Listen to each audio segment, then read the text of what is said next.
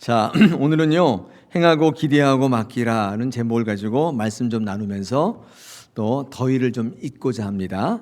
하나님께서 오늘 말씀을 통해서 청량제와 같은 귀한 말씀 주시기를 원합니다. 여러분 땅 좀 있으세요? 땅. 네. 지금 누가 맴 이랬는데요? 네. 땅이 좀 있으세요? 네. 제가 달라고 그러는 건 아니고 좀 땅이 있으신가 여쭤보고 싶어서. 저희 나라에서 제일 비싼 땅이 어딘 줄 아세요? 누가 몰라요?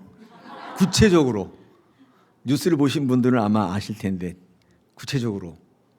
네. 제가 여기 어딘지는 아는데 이게 설명은 못하겠지만 그 네이처 리퍼블릭이라고 이렇게 그 담쟁이 같은 거 이렇게 막 넘쳐 이렇게 붙어 있는 건물이 있는데 아마 그 건물인데 그 땅인데 평당 2억 6천이 조금 넘는다고 그래요. 네. 두 번째가 예전에 1위였는데 우리은행 명동지점 거기가 한 2억 5천 정도 되고, 저희 교회 여기는 얼마인 줄 아세요? 우리 옆에 있는 저 빈 땅 얼마인 줄 아세요? 평당 1,700. 네. 놀라보세요. 2억 6천인데 여기에 비하면 뭐 세 발의 껌값이죠. 제가 한번 대충 계산해 봤는데 10평만 가지고 있어도 거의 30억 가까이 되는 거죠. 100평만 가지고 있다면 300억 정도, 300억 정도 되는 거죠. 엄청난 땅값이죠. 많은 사람들이요, 땅에 무지하게 관심이 많이 있습니다. 이 땅을 살아갈 때 땅 준다 그러면 제일 기뻐해요. 가장 확실한 투자가 또 땅을 사는 것이고 땅을 많이 소유하기를 원합니다. 그런데 참 아이러니한 것은 죽을 때 한 평도 못 가져가요. 다 놔두고 가야 되는데 한 평도 못 가져갑니다. 그래서 제가 이 더운데 정말 살기 힘든데 우리 성도들에게 어떤 선물을 드릴까 해서 땅을 드리려고 그래요. 땅을 드릴 수는 없고 땅을 얻는 방법, 네, 알려드리려고 합니다. 좋죠? 예, 오늘 여러분 이 시간을 통해서 영적인 땅 부자가 되시기를 축원합니다. 할렐루야. 네, 여러분 구약을 읽어보시면 땅의 역사라고 해도 과언이 아닙니다. 이 땅을 중심으로 하나님은 많은 약속을 우리에게 주시고 계십니다. 하나님께서 종되었던 땅 애굽에서 이스라엘 백성들을 택하시고 빼내셔서 40년 동안 광야를 거쳐서 하나님의 약속의 땅 가나안 땅으로 보내시는 역사가 우리가 원하는 그 구원의 역사의 모티브예요. 이 구원이 그렇게 이루어집니다. 가나안 땅으로 들어간 그런 게 그 구원이에요. 이 종되었던 땅에서 빼내서 가나안 땅으로 가는 거예요. 물론 중간에 훈련이 있습니다. 광야에 40년 힘든 기간이 있는데 우리 인생에 그런 기간을 거쳐야 되죠. 마침내는 가나안 땅에 들어가는 것입니다. 그래서 이 가나안 땅은요, 어떤 의미에서는 천국의 모형이에요. 우리가 가나안 땅에 들어간다는 것은 인생의 광야 40년을 다 이기고 하나님 말씀으로 순종해서 하나님이 약속하신 그 땅으로 들어가는 과정이에요. 여러분 이 땅을 살아가실 때에 그것이 우리의 목표입니다. 그 땅을 향해 달려가는 것입니다. 하나님께서 우리를 어떻게 천국으로 인도하십니까? 어떻게 하면 우리를 천국에서 땅을 차지하게 하시나요? 여러분 이것을 우리가 알려면 이 출애굽의 과정 속에서 이 가나안 땅의 역사를 바라보면 우리는 거기서 힌트를 얻을 수 있습니다. 우리는 이 땅에 땅 한 평 없지만 어차피 이 땅에 다 놔두고 가야 되는 땅인데 우리가 소망하는 땅은 영적인 땅이 하늘나라의 땅인 줄 믿습니다. 우리는 성경을 통해서 그 땅을 어떻게 하면 얻을 수 있을까? 우리는 출애굽의 과정을 쭉 공부했는데 오늘은요, 이 땅 분배의 역사를 좀 공부하시면서 가나안 땅을 어떻게 우리에게 주시는가를 공부하시면서 우리 영적인 유익으로 삼고자 합니다. 여러분 여호수아서 오늘 18장을 읽어드렸는데 13장부터 19장까지가 이 이스라엘 백성들이 가나안 땅에 들어와서 그 땅을 분배하는 과정을 적은 본문입니다. 그래서 이제 광야 40년 동안 고생해서 출애굽해서 그리고 하나님이 약속한 땅에 들어왔어요. 가나안 땅에 들어왔는데 그 땅을 어떻게 우리에게 주시는가를 적어 놓은 거예요. 굉장히 영적인 땅을 갖기 위해서 좋은 본문입니다. 우리가 이 본문을 묵상할 때 저와 여러분에게 영적인 땅이 많아지기를 원하는 것입니다. 이 땅 분배를 보시면요, 여기 그림을 보시면 이렇게 세 가지 그림으로 과정으로 이렇게 요약을 해볼 수가 있는데, 첫째가 이 가나안 땅에 들어오려면 저기 요단강이 있죠. 이렇게 그림에 보면 가운데 파란 강이 있는데 그게 요단강이거든요. 그 요단강을 건너 들어와야 이제 가나안 땅에 들어오는 것입니다. 이스라엘 백성들이 아래로 들어오는 게 아니라 이렇게 삥 돌라서 저기 갓지파 있는 땅을 거쳐서 이렇게 요단을 들어왔거든요. 건너서 들어왔거든요. 그래서 이 하나님이 약속한 땅은 요단강 서쪽이에요. 요단강 동쪽은 하나님의 약속의 땅 가나안 땅이 아닌 것입니다. 땅 분배를 할 때 세 가지로 나눠지는데 첫째가 요단을 건너기 전에 동편의 땅 분배가 이루어집니다. 어떤 땅이 있지요? 어떤 지파가 땅을 받았죠? 루벤과 갓과 므낫세. 므낫세가 여기 서편에도 있죠. 그래서 이 두 개가 나눠져 있습니다. 그래서 므낫세 반지파, 절반 지파라고 합니다. 이 므낫세의 절반이 요단강을 건너지 않고 동쪽의 땅을 분배받았습니다. 그리고 밑에 갓지파가 있고 루벤 지파가 이렇게 요단을 건너기 전에 동편의 땅 분배가 여호수아 13장에 기록되어 있고요. 그 다음에 유다 지파와 요셉 지파, 이 12지파 가운데 가장 힘이 셌기 때문에 힘이 많이 있는 지파였기 때문에 이들의 지파의 땅 분배를 따로 띄어서 14장에서 17장까지 기록하고 있습니다. 자세한 걸 읽어보시려면 여호수아서 14장 17절 읽어보시면 되겠죠.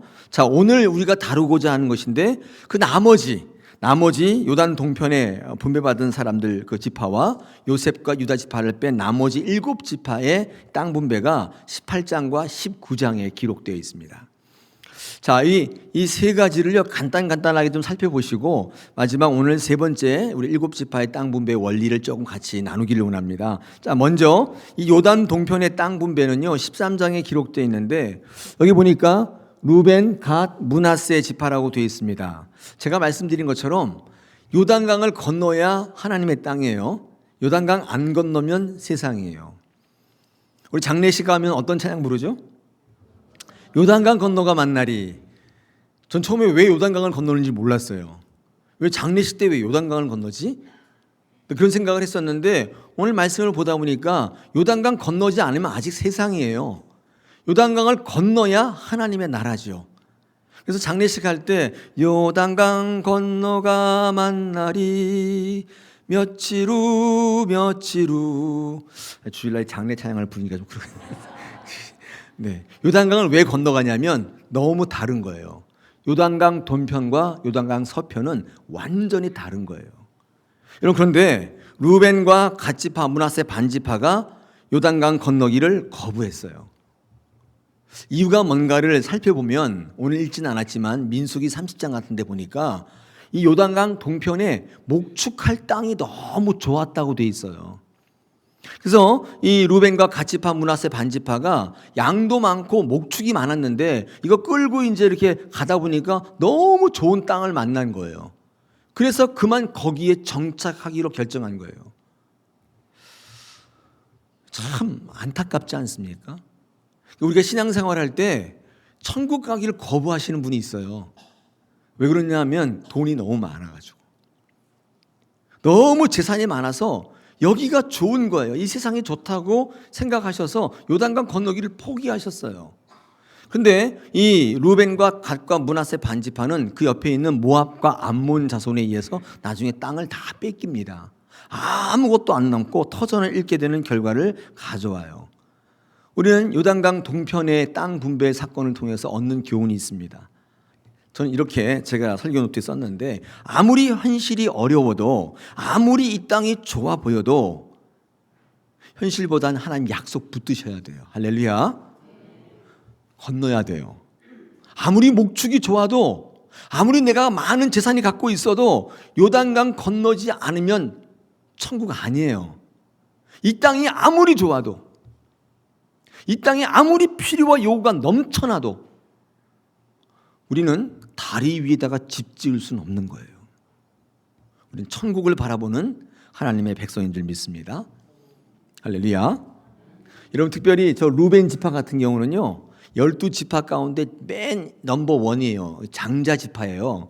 근데 저런 지파가 왜 하나님의 약속을 기억하지 못하고 천국 가기를 거부했을까? 왜 요단 동편으로 가기를 거부했을까?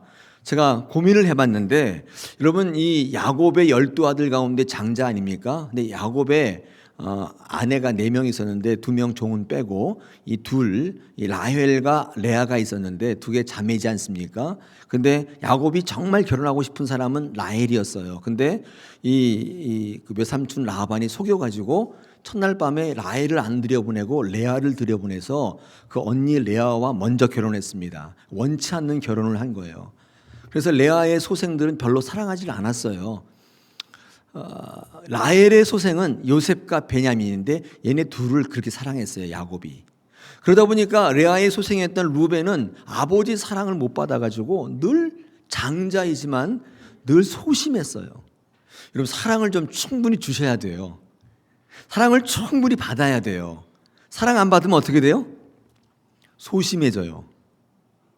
이 아버지 사랑을 못 받으면, 부모님의 사랑을 못 받으면 소심해져요. 이 루벤이요, 아버지 야곱의 사랑을 아마 잘 못 받았던 것 같아요. 그래서 성격이 소심 은둔형이 됐어요.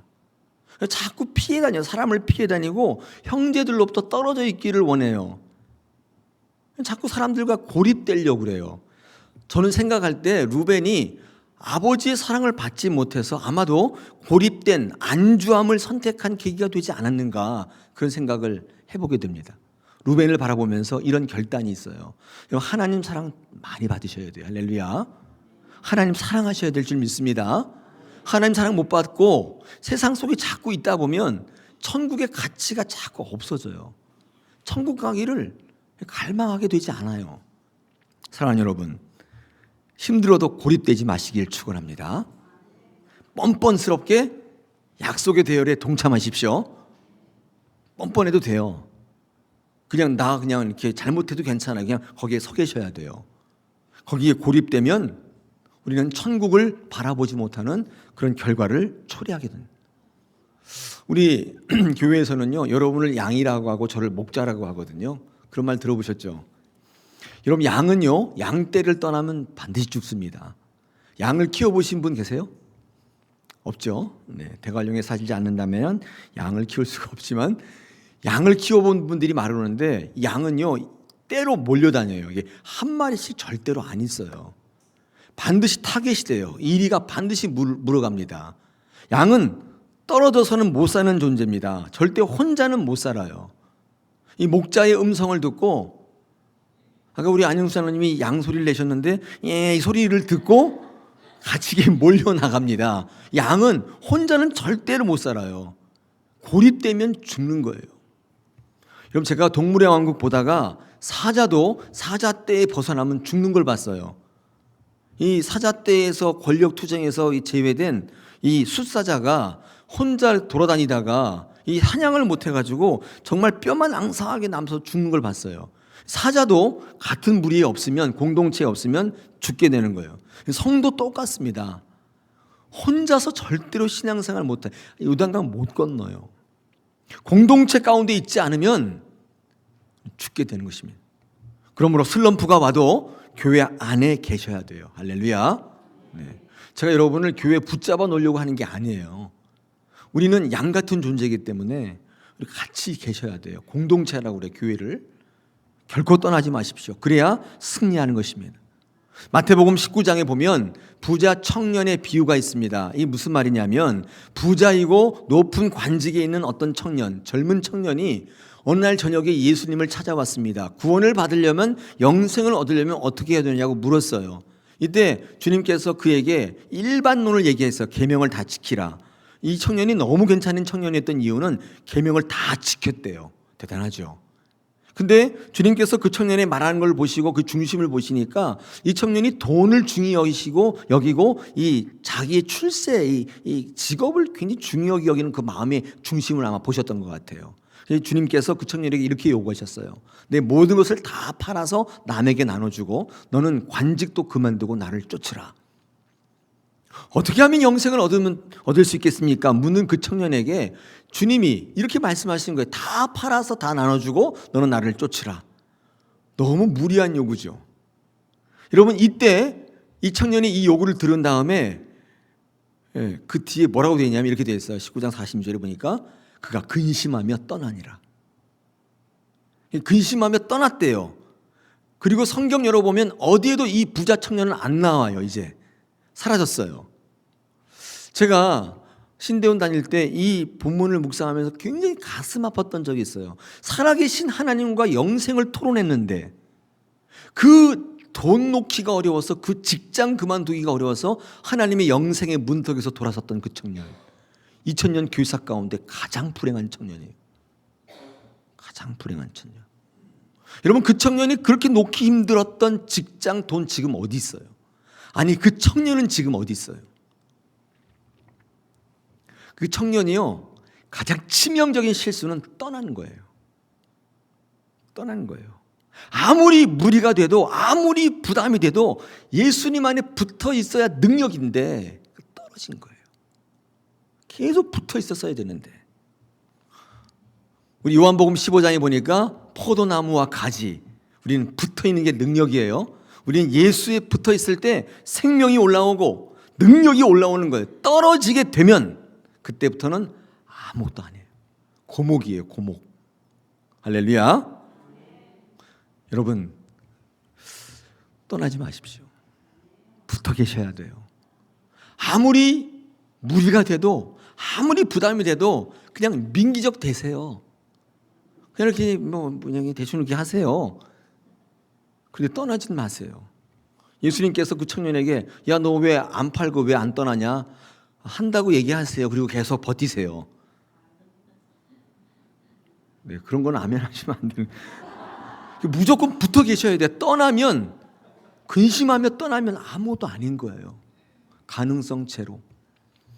지금 우리가 땅 분배 얘기를 하고 있는데, 여러분 단지파를 한번, 우리 단지파가 어디 있죠? 여기 이렇게 분홍색으로 있는데 저 위에도 단이 있죠. 근데 원래 단지파가 받은 땅은 저기예요. 가운데 해안가에 있는 좋은 땅이었는데, 이 단지파가 왜 저 위로 올라갔냐면, 이 단지파가 받은 땅이요, 정말 정복하기 힘든 땅을 받은 거예요. 왠가 봤더니 그 안에 아모리 족속이라고 하는 이 가나안 족속 가운데 가장 거구 같은, 키가 3m가 넘는 거구들이 사는, 강력한 부족이 사는 땅이었어요. 근데 그런 땅을 분배받은 거예요.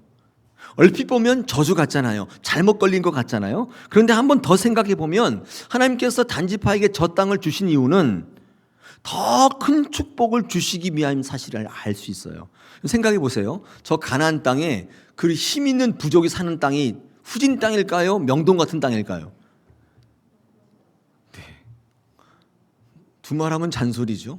노른자의 땅이에요. 노른자의 땅. 거기에 강력한 족속이 살고 있는 거예요. 근데 그 땅을 분배했다는 것은 뭐예요? 단지파에게 더 많은 축복을 주시기 위한 하나님의 뜻이 거기 있는 거예요. 그러나 단지파에게 쉽지 않는 삶이 예고되었습니다. 고난이 선포됐어요. 하나님께서 복 주실 때 이 과정을 반드시 겪게 돼 있어요.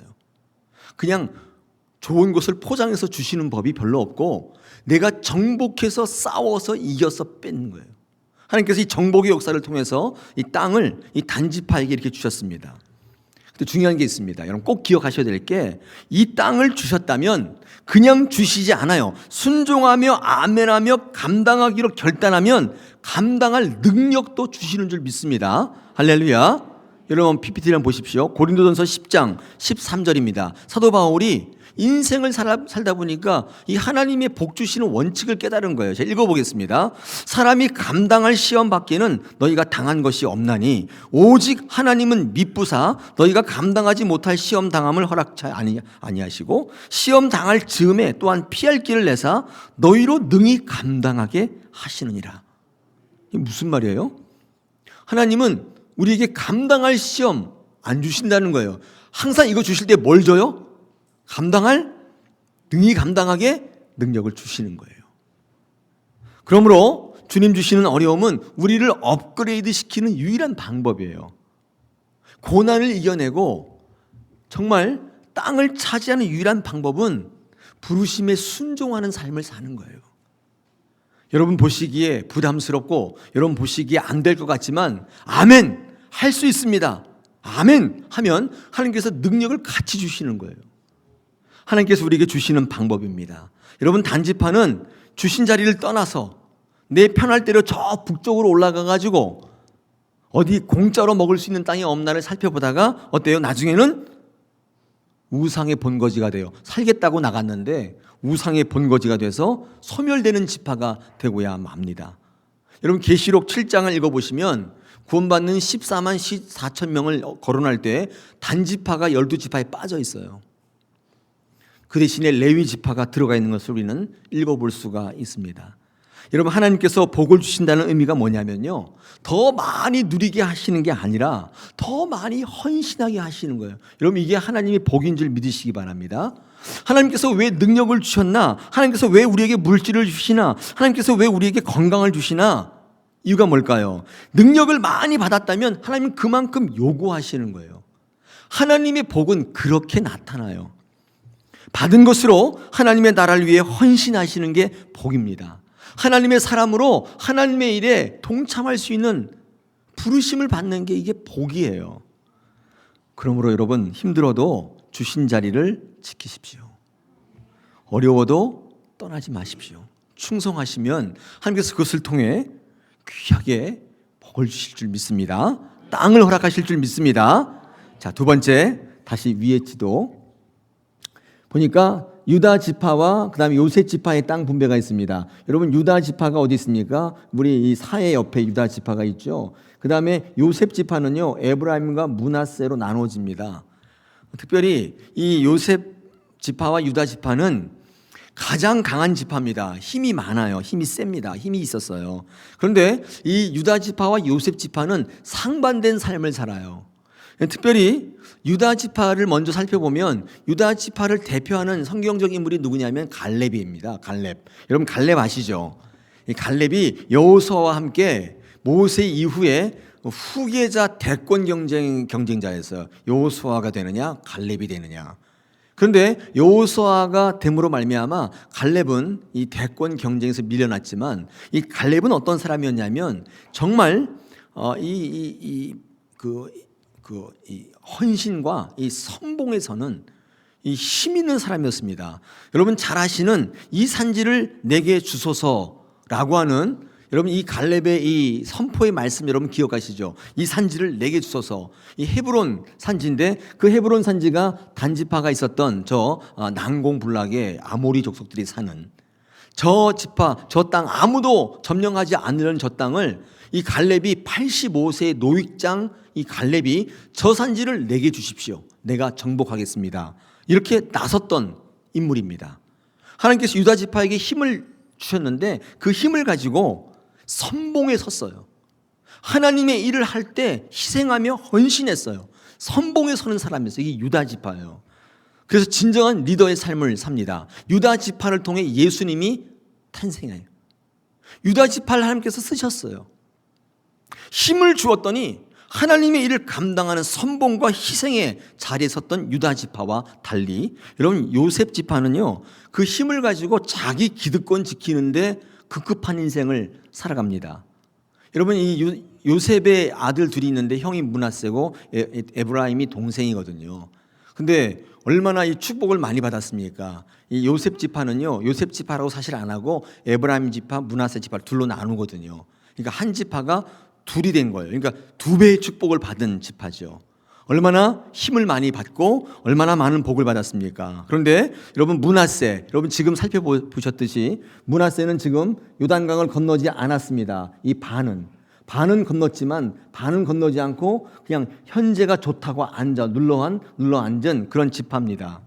여러분 므낫세가 사명이고 무슨 약속이고 이런 걸 별로 중요하게 여기지 않아요. 그냥 당장에 좋은 것에 머물겠다고 하는 지파예요. 반은 천국으로 들어오고 반은 그냥 세상에 남아요. 요동 서쪽에 남아요. 이게 무슨 말이에요? 하나님이 주신 복, 우리가 뭐 물질이든지 뭐든지 건강이든지 하나님께서 우리에게 하나님의 나라를 이루려고 주신 복이라고 한다면 그 복을 가지고 하나님의 나라를 이루고 천국을 향해 달려가야 되는데 그냥 그 복 가지고 그냥 세상에 남아버려요. 주신 힘을 가지고 선봉에 서고 희생하지는 못할 망정 그거 가지고 그냥 기득권 지키려고 목축이 많은 거기 그냥 눌러 앉아버려요. 반면 또 이 에브라임 같은 이 요셉의 둘째 아들 같은 경우는요 이 복을 많이 받고 힘도 있었는데 이 에브라임 같은 경우는 제가 설교할 때 이런 말씀 씁니다. 헌신 없는 자부심이라고. 이 에브라임은 자부심이 굉장했었어요. 나는 요셉 지파, 요셉의 아들이다. 우리 아버지는 너와 똑같은 반열이 아니라 할아버지 반열이야. 이렇게 생각했던, 자부심이 강했던 이 요셉 지파 중에 에브라임 지파입니다. 그런데 전쟁을 할 때 안 나와요. 숨어 있어요. 그러다가 전쟁 다 끝나고 전리품 나눌 때 나와가지고 한마디씩 해요. 헌신하지 않는 자부심이 있었던, 주신 힘을 가지고 선봉에 서지 못하고 자기 기득권을 누렸던 그런 지파가 바로 이 에브라임 지파입니다. 결과적으로 힘 있는 요셉 지파는 결국 그 힘 때문에 무너지게 됩니다. 여러분, 힘이 양면성이 있어요. 힘을 잘 쓰면 올라가지만 힘을 잘못 쓰면 무너져요. 힘이 있다고 다 잘 되는 게 아니에요. 하나님께서는 힘을 주셨던 이 요셉 지파가 하나님께 헌신하지 못하고 선봉에 서지 못하고 희생하지 못할 때 오히려 그 힘 때문에 무너지게 되는 그런 결과를 맞게 하십니다. 오히려 힘을 가지고 선봉에 섰던 유다 지파는 하나님 앞에 쓰임받아서 하나님의 땅을 차지하고 예수 그리스도의 엄청난 땅을 이 땅에 갖게 되는 놀라운 지파로 쓰임받게 되는 것입니다. 사랑하는 여러분, 우리가 힘이 있든지 돈이 있든지 건강이 있든지 하나님이 주신 것으로 선봉에 설 수 있는 신앙으로 성장하기를 축원합니다. 하나님께서 더 큰 땅, 예수 그리스도와 같은 큰 땅을 저와 여러분의 삶 속에 허락하실 줄 믿습니다. 자, 오늘 세 번째 이 나머지 7지파의 땅 분배를 보겠는데, 여러분 그게 오늘 성경 본문에 기록되어 있는 말씀입니다. 특별히 여러분 오늘 4절로 6절을 한번 보시고 또 한 8절을 보겠는데, 같은 내용이 지금 반복되어 나오는 것을 우리가 볼 수 있습니다. 제가 한번 4절로 6절을 한번 읽어보겠습니다. 나머지 7지파를 분배할 때 여호수아가 어떤 땅의 원칙을, 분배의 원칙을 가지고 있는가? 너희는 각 지파에 3사람씩 선정하라. 내가 그들을 보내리니 그들은 일어나서 그 땅에 어떻게 하며 두루 다니며 그들의 기업에 따라 그 땅을 그려가지고 내게로 돌아올 것이라. 그들이 그 땅을 7부문으로 나누되 유다는 남쪽 자기 지역에 있고 요셉 족속은 북쪽에 있는 그들의 지역에 있으니 그 땅을 7부문으로 그려서 이곳 내게로 가져오라. 그러면 내가 여기서 너희를 위하여 우리 하나님 여호와 앞에서 제비를 뽑으리라.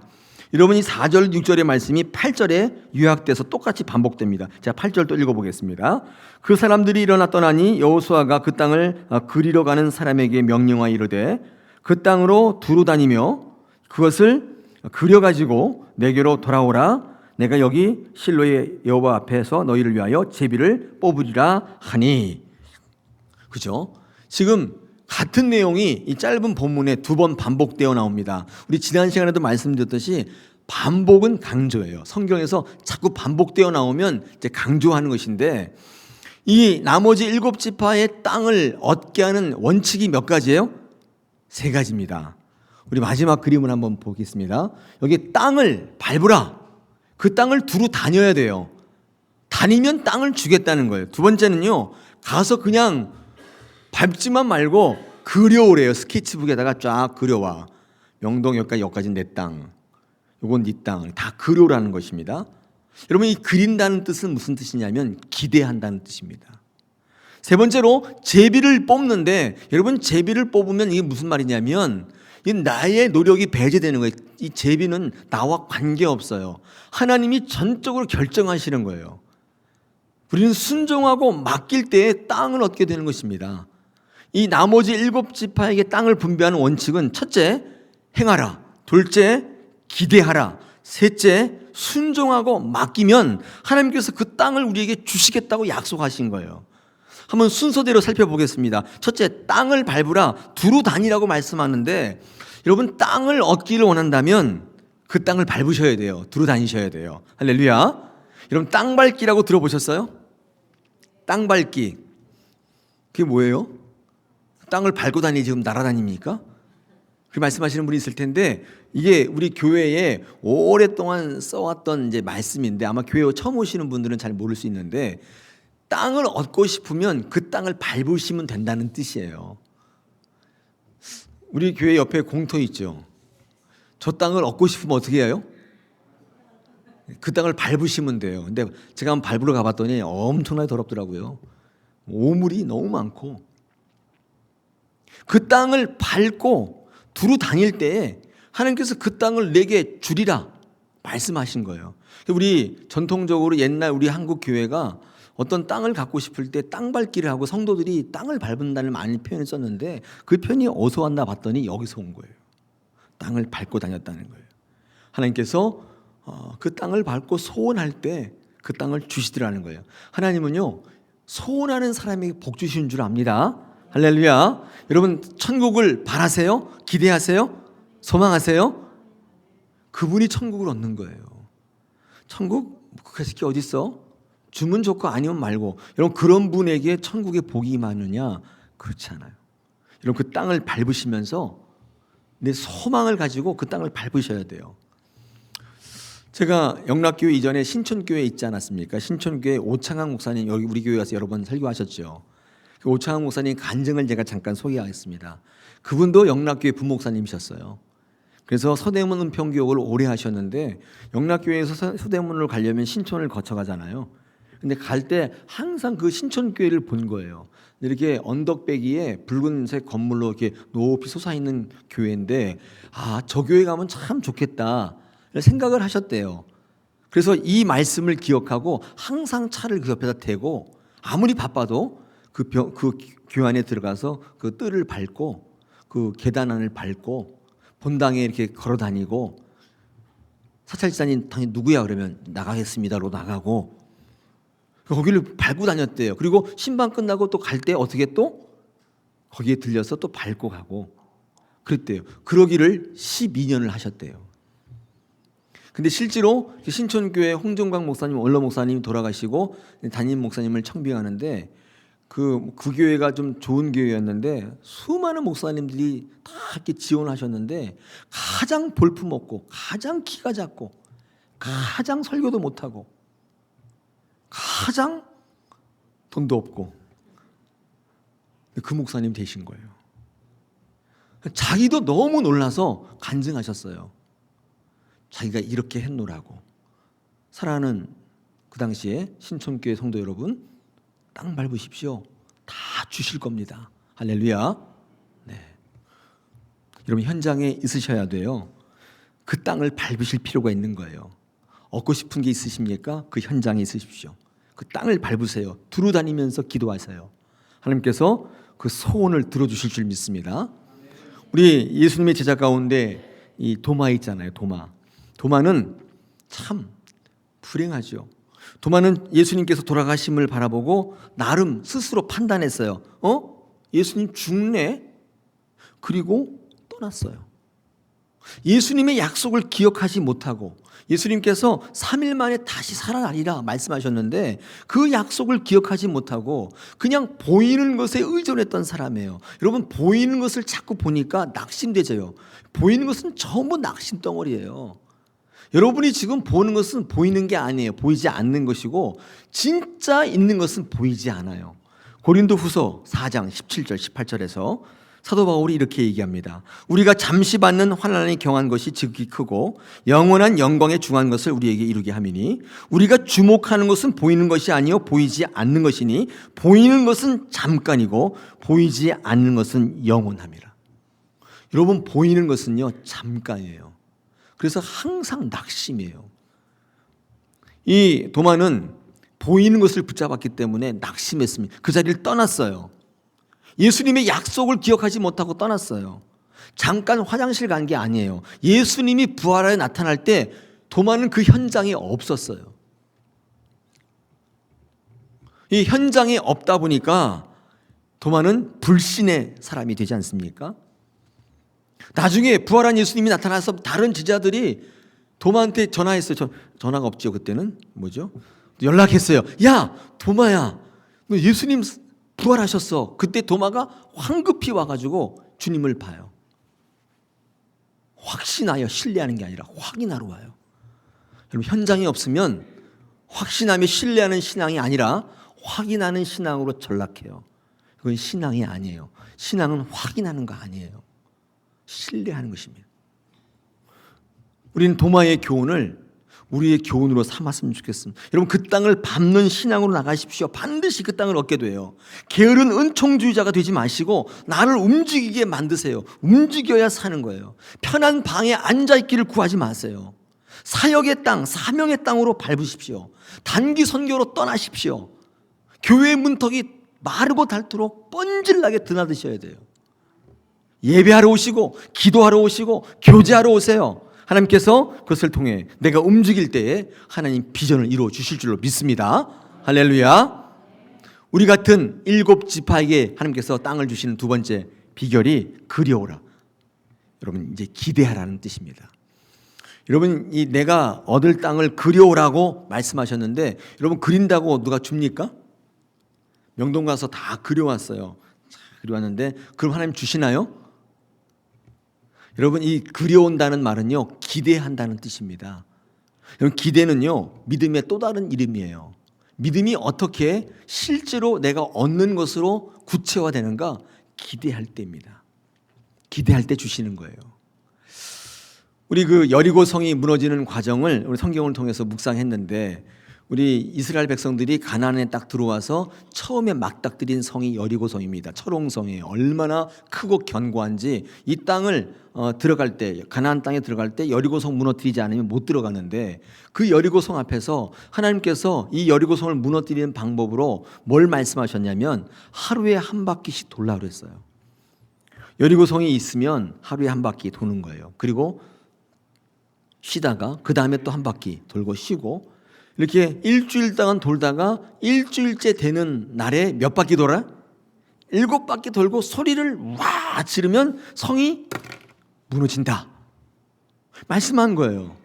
이스라엘 백성들이요, 하나님의 명령대로 하루에 한 바퀴씩 돈 거예요. 여러분, 제가 여리고 성에 가서 그 구여리고에서 봤거든요. 여리고 성터를 봤는데 이 위에 탱크 2대가 이렇게 지나다닐 수 있는 아주 견고한 성입니다. 그게 소리친다고 무너질 수가 없는 성이에요. 근데 그 성에 이제 봤는데, 여러분, 그 기록에 참 재밌는 기록을 제가 한번 읽게 됐는데, 여러분, 이게 이스라엘 당시에 그 고대의 이스라엘 백성들이 이렇게 군사들이 성을 도는 것은 성이 무너졌을 때 하는 세레모니예요. 성이 무너졌을 때 하는 세레모니예요.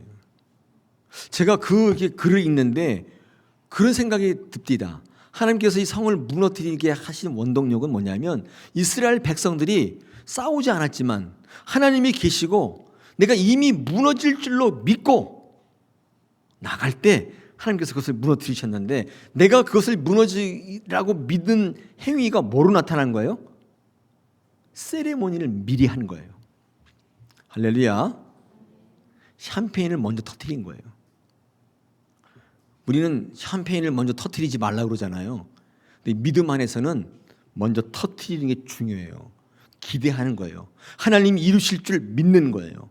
내가 하는 게 아니라 하나님이 하시기 때문에 하나님 앞에 나가는 거예요. 미리 세레모니를 하고 미리 기대했더니 하나님께서 그 성을 무너뜨려 주신 것입니다. 할렐루야. 우리는 어떤 일을 하든지 기대하며 하나님 앞에 나갈 필요가 있어요. 아무것도 하지 않고 기대하지 않는 것은 신비주의. 신비주의 신앙은 문제가 많아요. 우리는 하나님께서 우리를 위해서 준비하신 모든 것들을 이 기대라는 믿음을 가지고 나아갈 때 하나님께서 우리에게 주실 줄로 믿습니다. 자, 우리 세 번째, 또 7지파에게 땅을 분배하는 원칙이 제비를 뽑는 것인데, 여러분, 제비를 뽑는 것은 맡기며 순종한다는 뜻입니다. 이 땅을 밟고 기대했습니다. 여러분, 그때 하나님께서 가장 좋은 것을 주실 줄로 믿으셔야 됩니다. 할렐루야. 제비를 뽑는데 제비를 딱 뽑았어요. 근데 내 마음에 안 들어요. 그럼 어떻게 해요? 다시 뽑아요? 여러분, 제비를 뽑는다는 것은 나의 어떤 행위가 없어요. 하나님께서 전적으로 역사하시는 거예요. 정말 땅을 밟고 기대했다면 주신 것에 대해서 감사하고 순종하실 수 있어야 돼요. 아멘이 돼야 돼요. 이게 안 되면 우리는 땅을 얻기가 어렵다는 것입니다. 하나님이 우리에게 약속하신 모든 것들을 우리가 얻을 수 있는 가장 우리 삶의 중요한 요소가 이 순종이에요. 순종하시면 땅을 얻게 되는 것입니다. 우리 인생에 필요한 모든 것들은 우리가 구함으로 얻는 것이 아니라 실제적으로는 순종함으로 얻는 거예요. 기도했어요. 구했어요. 근데 A라는 결과를 딱 주셨는데 내 마음에 안 들어요. 얻을 수 있어요? 순종함으로 얻는 것입니다. 하나님이 늘 우리보다 앞서 행하시고 하나님이 예비하시는 삶을, 하나님께서 우리를 준비하시는 삶을 우리가 살아가고 싶다면 상황에 따라 순종하지 마시고 항상 순종하셔야 돼요. 그럴 때 우리에게 땅을 주시는 줄 믿습니다. 여러분, 사울왕이 버림받은 이유가 뭔지 아세요? 사울왕이 불순종해서 버림받은 게 아닙니다. 사울왕은 순종했는데 상황에 따라 순종했어요. 불순종해서 망한 게 아니라 상황에 따라 내 마음에 들면 아멘하고 내 마음에 안 들면 했단 말이에요. 망하는 순종이게. 위기 순간에 순종의 모습이 있었지만 승리의 순간에는 불순종했어요. 승리의 순간 내가 잘 나가기 때문에 내 멋대로 한 거예요. 상황에 따라 순종을 했기 때문에 넘어진 거예요. 불순종해서 넘어진 게 아니에요. 여러분, 우리가 삶을 보면요, 어려운 상황에 불순종하는 사람은 좋은 상황에도 불순종해요. 근데 평탄할 때 순종하는 사람은 어려운 상황에도 순종해요. 순종은 상황의 논리가 아니에요. 믿음의 논리라고요. 우리가 승리하려면 상황과 관계없이 전적인 순종이 필요한 것입니다. 우리는 순종을 얘기할 때 아브라함을 얘기하지 않을 수 없잖아요. 이 아브라함이 순종으로 믿음의 조상이 된 사람인데, 여러분이 이 순종을 어떻게 했나 볼 때 가장 좋은 본문이 창세기 22장에 나타나 있습니다. 여러분, 창세기 22장을 한번 마지막으로 한번 펴보시기 바랍니다. 창세기 맨 앞에 있습니다. 창세기 22장 우리 2절로 3절을 제가 한번 읽어보겠습니다. 이 아브라함의 순종에서 어떻게 복을 받고 그 땅을 누렸는지를 한번 확인해 보겠습니다. 창세기 22장 2절로 3절을 제가 한번 읽어보겠습니다. 1절부터 3절까지 읽어보겠습니다. 그 일 후에 하나님이 아브라함을 시험하시려고 그를 부르시되 아브라함아 하시니 그가 이르되 내가 여기 있나이다. 여호와께서 이르시되 내 아들 내 사랑하는 독자 이삭을 데리고 모리아 땅으로 가서 내가 내게 일러준 한 산 거기서 그를 번제로 드리라. 아브라함이 아침에 일찍 일어나 나귀 안장을 지우고 두 종과 그의 아들 이삭을 데리고 번제에 쓸 나무를 쪼개어 가지고 떠나 하나님이 자기에게 일러주신 곳으로 가더니, 여기 돼 있죠. 자, 여러분, 여기서 이 아브라함의 순종의 이 극치를 우리가 발견할 수가 있는데, 첫째, 여러분, 아브라함은요 즉시로 순종했어요. 그러니까 상황에 따라 순종한 게 아니에요. 고민한 게 아니에요. 하나님 말씀하실 때 전적인 신뢰를 가졌는데, 우리 2절에 보니까, 2절에 뭐라고 되어 있습니까? 3절에 보니까 아침에 일찍 일어났다는 이 표현은, 여러분, 뭐 상황에 따라 다르지만 고민하고 상황에 따라 순종하려고 했다면 아침에 일찍 일어났겠나요? 한번 생각해 보세요. 아침 일찍 떠날 수 있었겠나요? 무슨 소풍 가는 것도 아니고 아들을 지금 잡으러 가는데 그게 무슨 즐거운 일이라고 아침에 일찍 일어났겠습니까? 이 아브라함이 하나님의 말씀에 따라 즉각적으로, 상황에 따라 한 게 아니라 즉각적으로 순종했다는 굉장히 중요한 증거죠. 그 다음에 3절 한번 보십시오. 3절에 2절을 보시면 2절에 하나님께서 이 아브라함에게 정보를 주시잖아요. 너는 사랑하는 독자, 내 아들, 내 사랑하는 독자 이삭을 데리고, 이삭이 동명이인 다른 사람 데리고 갈까 봐 정보를 정확히 줬어요. 내 아들, 내 사랑하는 독자, 정보를 정확히 줬어요. 그 다음에 모리아 땅으로 가라, 장소도 정확하게 일러주셨어요. 그 다음에 또 뭐요? 번제로 드리라, 제사의 종류까지도 말씀해 주셨어요. 근데 중요한 거 한 가지, 시한을 말씀하지 않았어요. 언제까지? 이게 없으니까 언제요? 오늘 해도 되고 내일 해도 되고 50년 후에 해도 되고 내가 죽을 때 해도 되고 드리기만 하면 될 거 아니에요. 근데 아브라함은 묻지도 따지지도 않잖아요. 그리고 안 떠나면서 왜 안 떠나냐니까 하나님이 언제까지 가라고 하지 않으셨잖아요. 따지지도 않잖아요. 이건 뭐예요? 상황에 따른 순종이, 절대적 순종이에요. 따지는 순종이 아니에요. 그럴 때 하나님께서 아브라함을 어떻게 하셨다고? 1절에 보니까 시험하시려고. 하나님께서 정보가 부족해서 깜빡하셔서 좀 나이가 많으시기 때문에 뭐 약간 좀 그래가지고 이 시간을 뺀 게 아니라 시험하시려고 뺀 거예요. 뺐더니 아브라함이 그 얘기를 듣고 즉각적으로 순종하고 따지지도 묻지도 않고 순종하더라는 거예요. 하나님께서 그에게 땅을 주시는데 여러분 아브라함이 가진 땅이 얼마인 줄 아세요? 이로 헤아릴 수 없이 지금 이 땅에 전 인구의 3분의 2가 아브라함을 아버지라고 부르고 있어요. 우리는 이 땅에 땅이 없지만 하나님 앞에 땅 갖기를 소망하는 그리스도인들입니다. 영적인 땅, 우리가 저 하늘에서 누리는 그 땅은 엄청나요. 그리고 우리 후손들이 믿음을 이어받아서 이 땅에 누리는 영적인 땅도 상당할 줄 압니다. 그 땅을 어떻게 받습니까? 첫째, 행하라. 둘째, 기대하셔야 돼요. 셋째, 순종하셔야 돼요. 이때 하나님께서 우리 그 땅을 주시는 줄 믿습니다. 우리 각박한 세상을 살아가고 있는 한 평의 땅도 없어요. 이 많은 땅 중에 왜 내 땅은 없는가? 그렇게 내 자신을 초라하게 보지 마시고 하나님께서 주시는 영적인 땅을 많이 누리심으로 생명의 열매 많이 맺히시는 저와 여러분 땅 부자가 되시기를 축원합니다. 할렐루야.